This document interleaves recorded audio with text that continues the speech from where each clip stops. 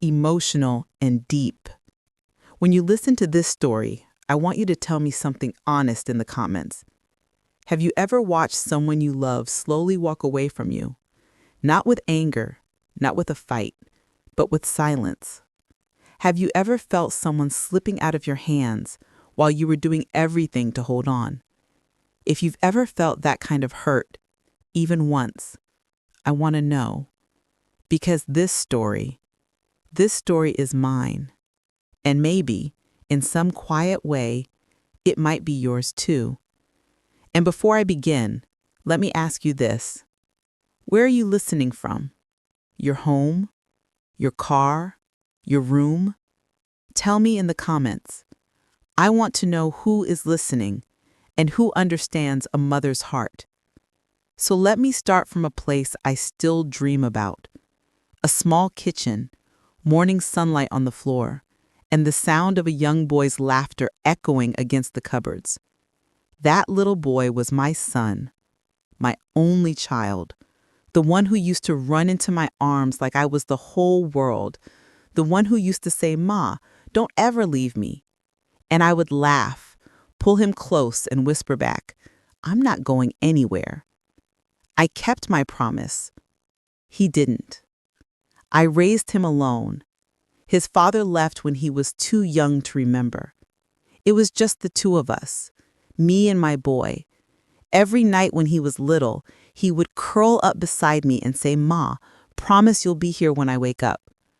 And every morning, I was. I worked long shifts. I cooked simple meals. I saved every dollar. I walked miles on days when the car wouldn't start. But none of it felt heavy. Not when I saw his face. Not when I heard him call me Ma with that soft, innocent voice. He was a good boy. Kind. Gentle. The type of son neighbors wished they had.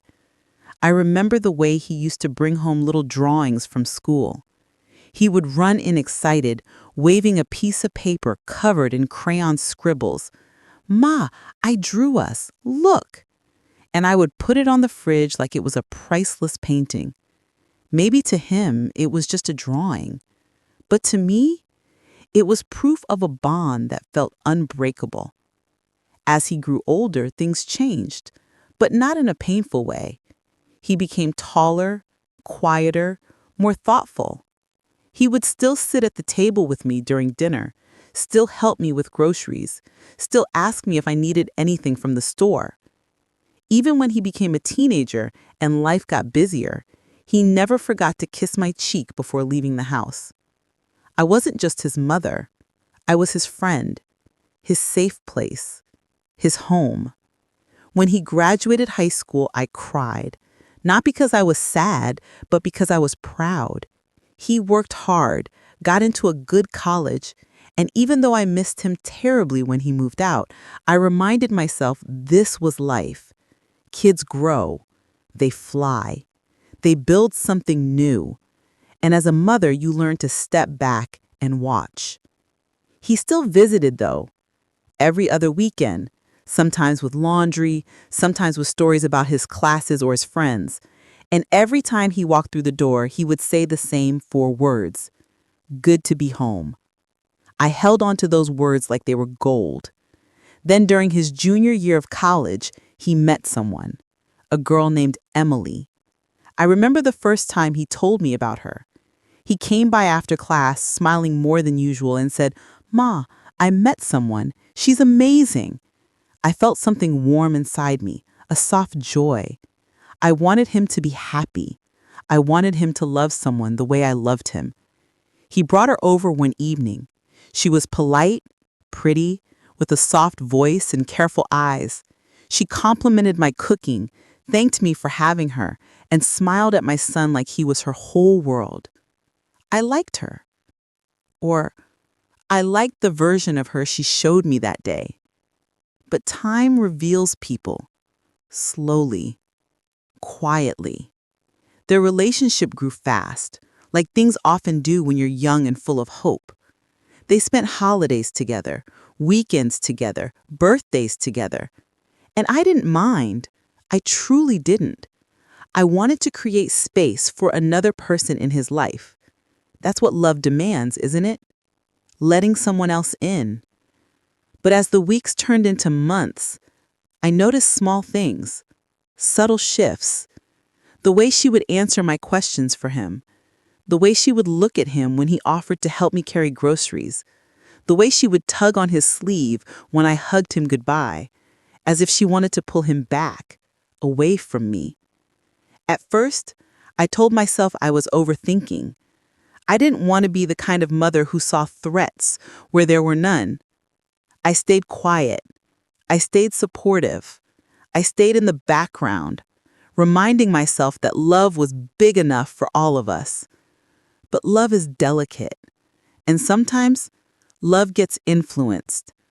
One afternoon, he came home looking tired.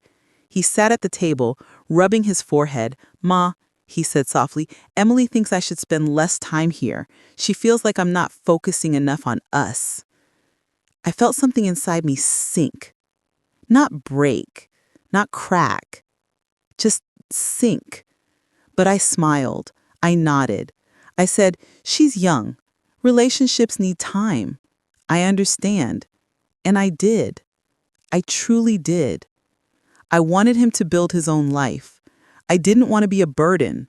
I had spent years telling him to chase his dreams, to follow his heart.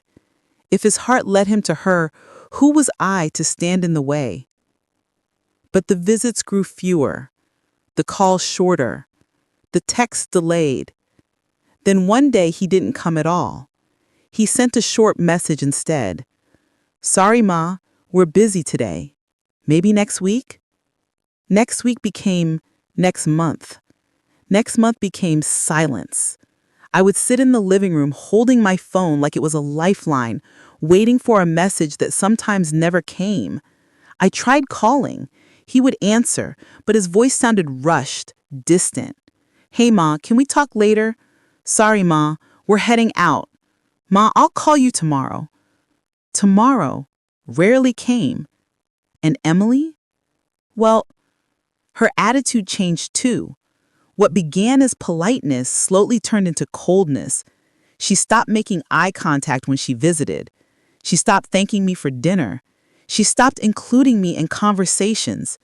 Sometimes she would talk about holidays or family plans while I was standing right there, as if I didn't exist in the picture she had drawn for their future. Emotional and deep. I remember one particular moment. We were in my kitchen. I was washing dishes. She was scrolling on her phone.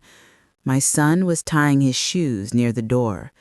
And she said, without looking up, "We should spend Christmas at my mother's place this year.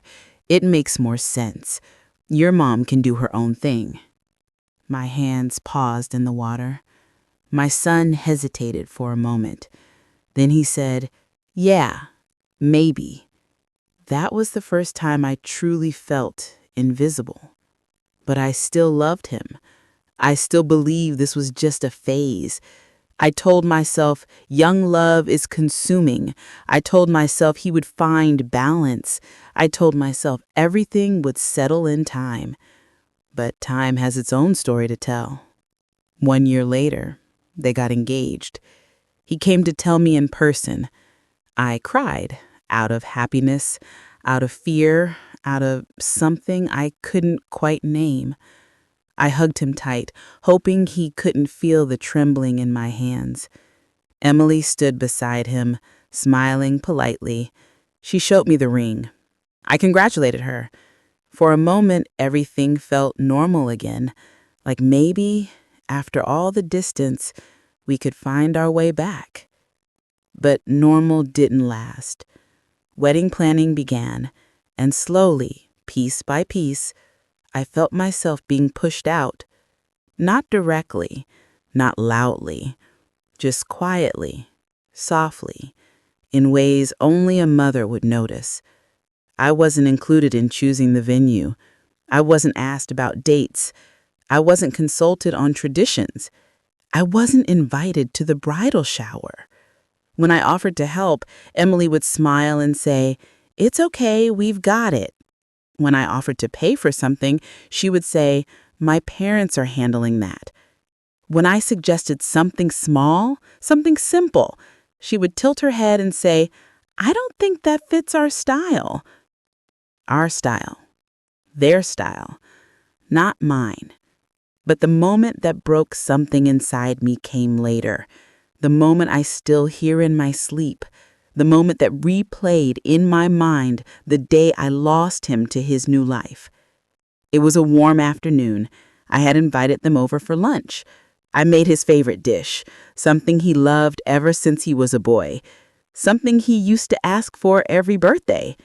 He walked in with a smile, kissed my cheek, and said, "Smells good, Ma." For a second, I felt like I had my son back. Then, while we were eating, Emily leaned toward him and whispered something.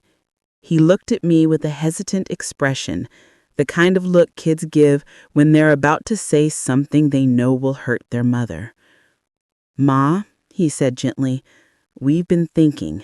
After the wedding, we're going to move into her place. It's just easier that way." I nodded. I smiled. I pretended it didn't sting. But then he added words I will never forget. "Ma, this is my home now. With her. That's where I belong." Whew. I felt the air leave my lungs. I felt the room tilt a little. I felt something close to silence settle inside me. He didn't say it harshly. He didn't say it angrily. He said it like a man who made a decision, one not influenced by love alone, but by someone else's voice guiding him. I didn't argue. I didn't cry. I just whispered, "I understand." But inside, I knew. That was the day I lost him. Not because he got married, not because he was starting a new life, but because someone else held his heart in a way that left no room for me anymore. And that was only the beginning of what came next. After he said those words, the house felt different. Not immediately, not in a dramatic way, but in a slow, sinking way that settles into the walls and follows you like a shadow. I remember standing at the sink that night, washing the same plate over and over again without realizing it. The water kept running, my hands kept moving, but my heart, it felt like someone had taken it out and placed it somewhere far from me. My home is with her now. Those words played in my mind like a soft echo I couldn't silence. I wanted to tell myself it was normal. Every child grows up, every son builds a family, every mother steps aside. But something about the way he said it, something about the way Emily watched him as he said it, told me this wasn't just distance. This was displacement. I wasn't losing him to life. I was losing him to influence. Still, I didn't say a word. Mothers rarely do when their hearts are breaking.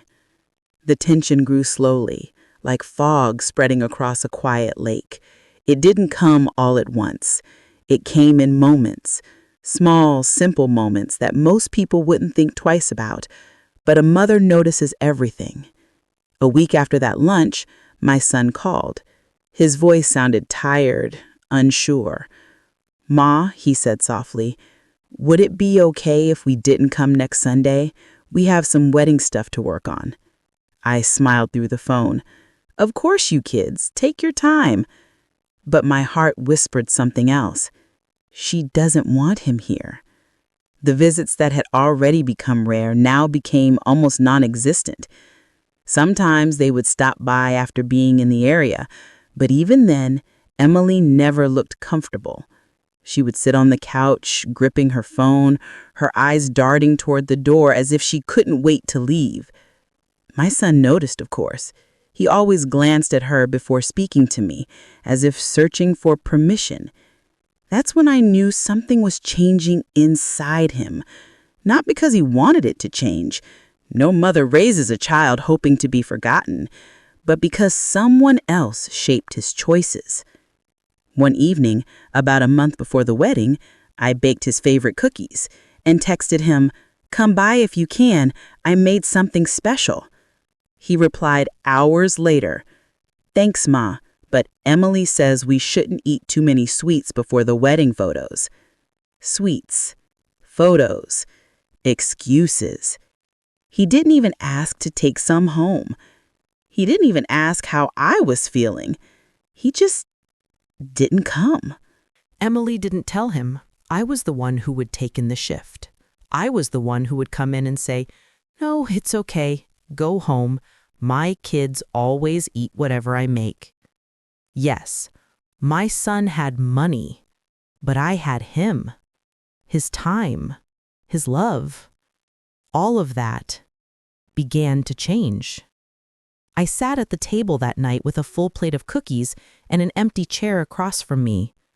The silence felt heavier than ever.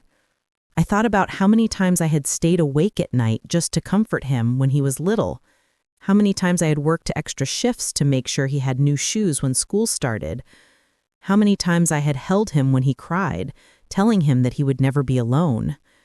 And now, here I was, alone. But the real shift, the one that marked the beginning of the rising conflict, came one quiet afternoon when I decided to surprise them. I knew they were at home. They lived only 25 minutes away. I baked a small dish, something warm and comforting, something I thought both of them might enjoy, and I drove there with hope in my heart. When I knocked on the door, I heard whispers inside. Soft, sharp whispers. Then footsteps, then silence. For a moment, I thought maybe they didn't hear me, so I knocked again. Finally, Emily opened the door, just enough for her to slip through, not enough for me to see inside. "Oh," she said, forcing a smile, "you didn't tell us you were coming." "I just wanted to bring something for you both," I said, lifting the small dish in my hands. She didn't take it. She didn't even look at it. Instead, she stepped out and closed the door behind her, not all the way, but enough for me to understand the message.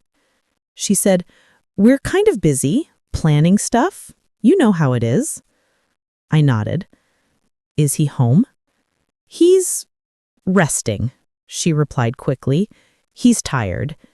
And then, as if on cue, I heard his voice from inside. "Emily, who is it?" She turned slightly toward the door, but didn't move enough for him to see me. She said, "Just a neighbor. Nothing important." Nothing important.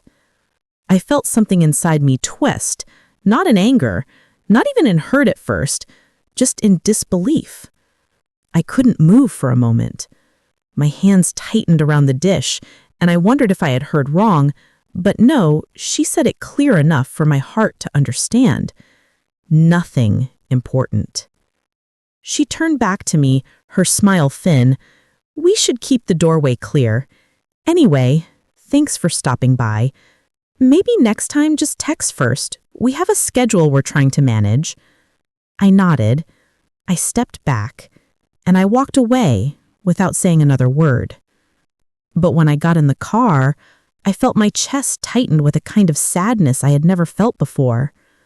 I looked at the dish beside me, the food I made with love, the thought I put into surprising them, the hope I had carried with me. All of it felt small, almost foolish.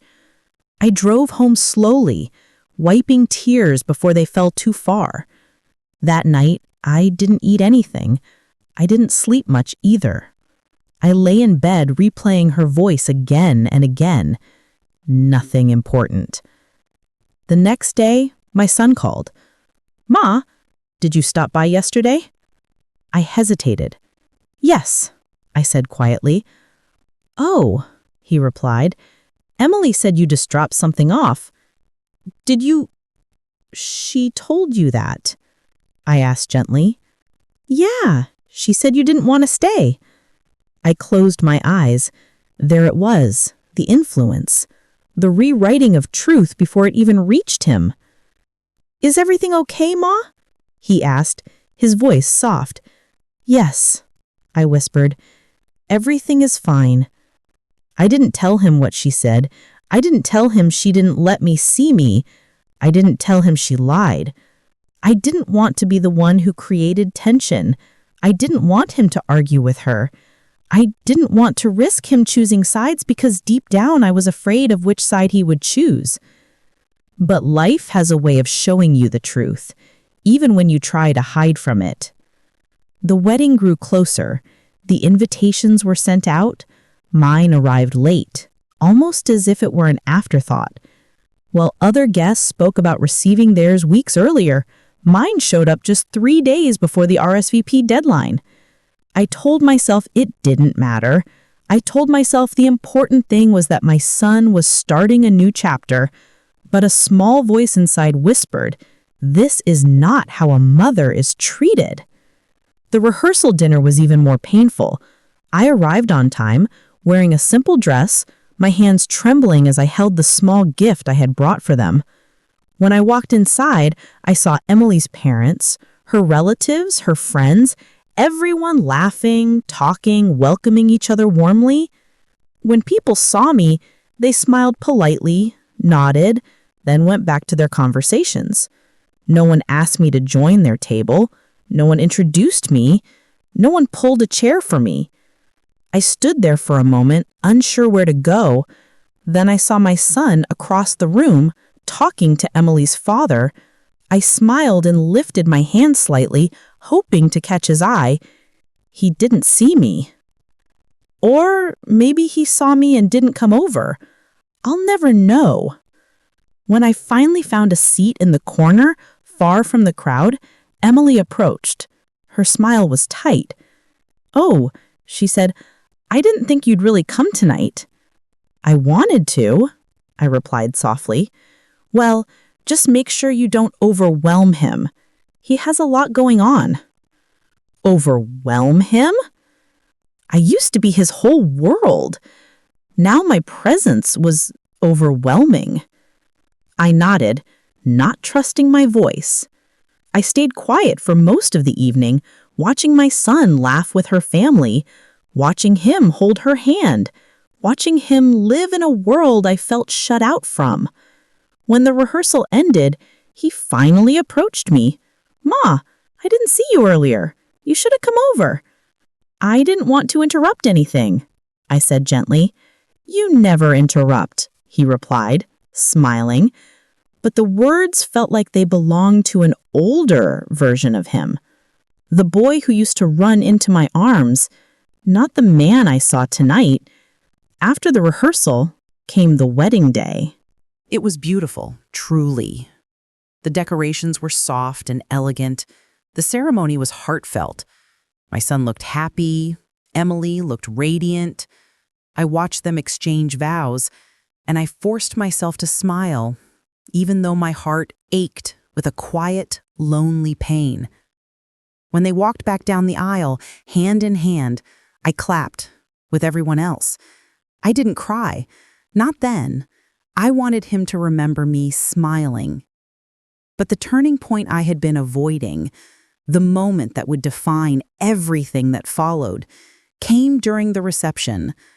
My son and Emily were greeting guests at their table. People lined up to congratulate them. I waited patiently, watching them hug friends, shake hands with relatives, laugh with coworkers. When it was finally my turn, I stepped forward with a warm smile and open arms. I thought he would hug me. I thought he would pull me close. I thought he would say, "Ma, thank you for everything." Instead, he gave me a quick side hug, barely touching me, his eyes already drifting to the next person in line. "Congratulations, sweetheart," I whispered. "Thanks, Ma," he said, distracted. Emily smiled at me, but it was the kind of smile you offer a stranger. "Thank you for coming," she said politely. For coming? I was his mother.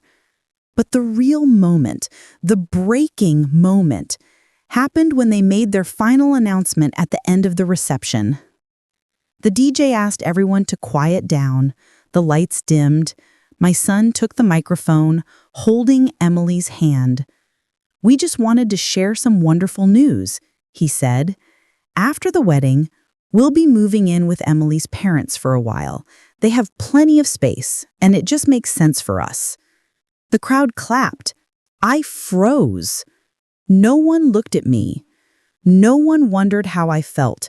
No one cared that the announcement meant my son, the boy I raised alone, the child I sacrificed everything for, had chosen another family's home over mine. I stood there, in a room full of people, and for the first time in my life, I felt truly, completely alone. Later that night, when everyone was leaving, my son came over to me, smiling brightly. "Isn't it great, Ma?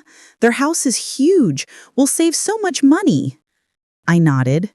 "Yes," I said softly. "It makes sense." He squeezed my hand. "I know you understand." He didn't see the pain in my eyes. He didn't hear the quiet tremble in my voice. He didn't notice how hard I was trying not to break. But his wife noticed. Emily noticed everything. She leaned in, gave me that same tight smile, and said quietly, "It's better this way." And that was the moment I knew. This wasn't just life. This wasn't just marriage. This wasn't just change. This was influence. This was control. This was separation. And my son, my boy, was slipping further away than ever before. What came after the wedding, the nights, the conversations, the silence, the moment he finally said the words that broke me completely. Those are moments I will never forget.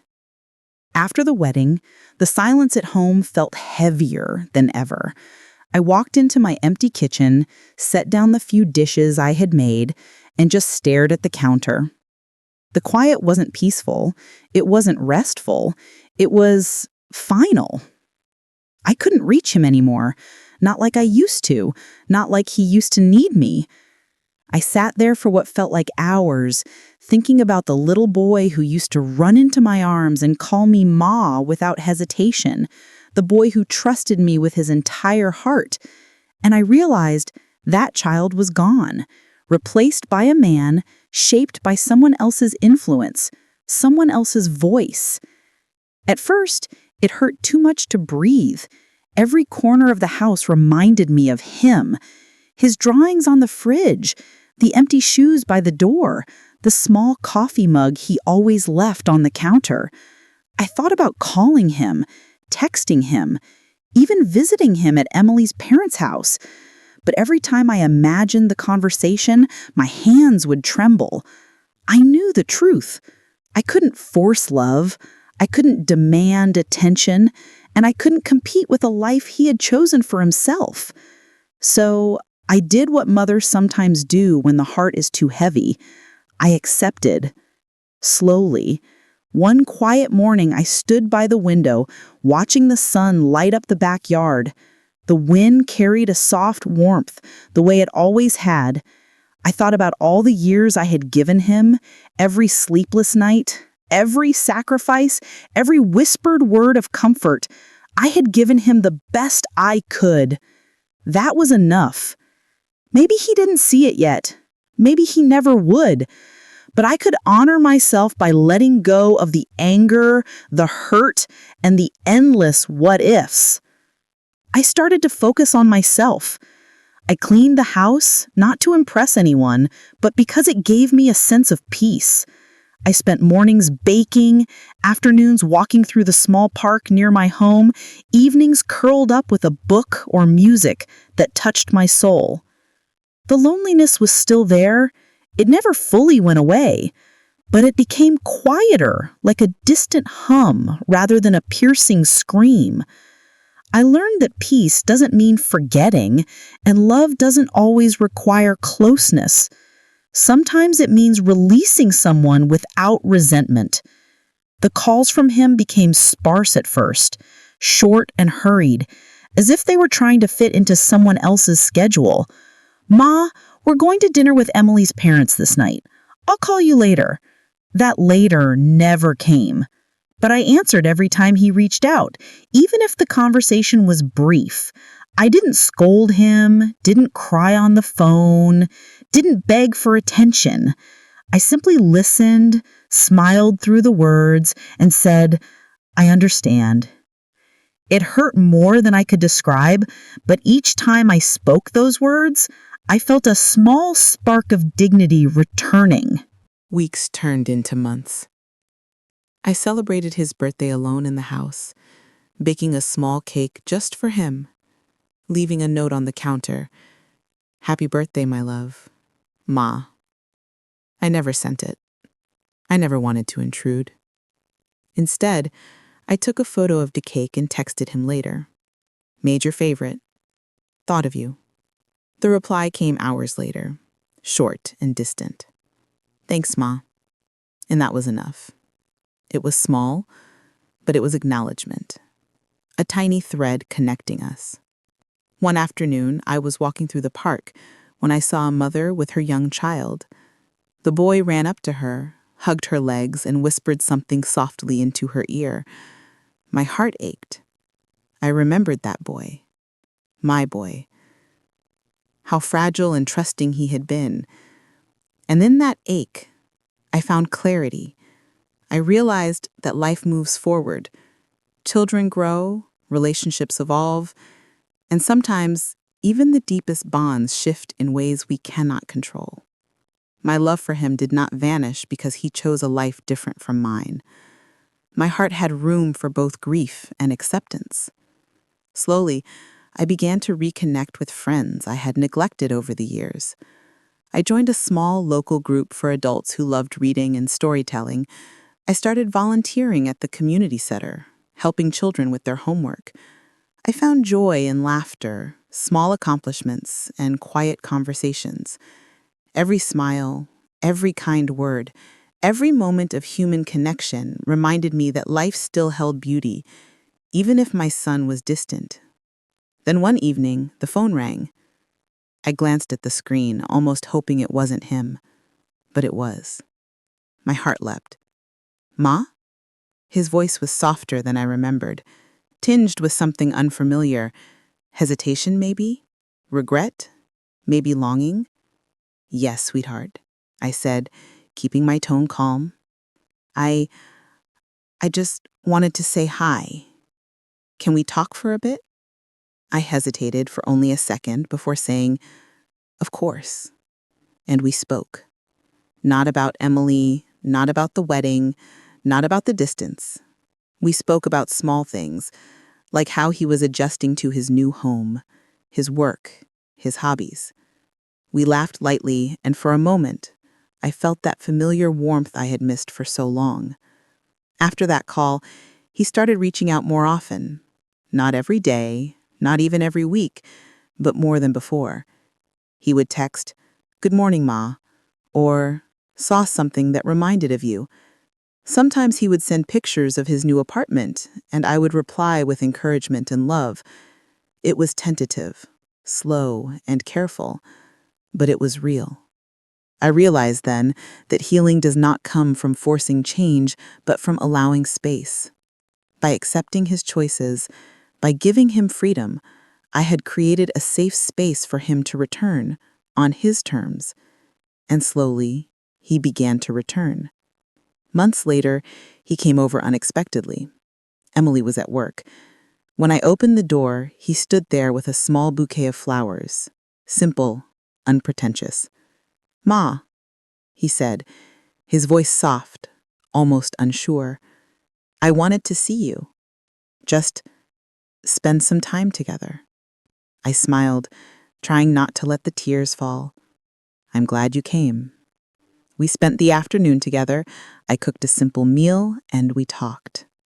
Not about the past, not about the wedding, not about anything that could hurt or divide us. Just talking, laughing, sharing memories. I realized that the bond we had, stronger than any influence, any distance, was still there, quiet, but unbroken. Over time, he began visiting more often. The visits were brief at first, but each one felt like a stitch mending a torn fabric. He would help me around the house. We would share coffee in the morning. He would listen as I spoke about my day.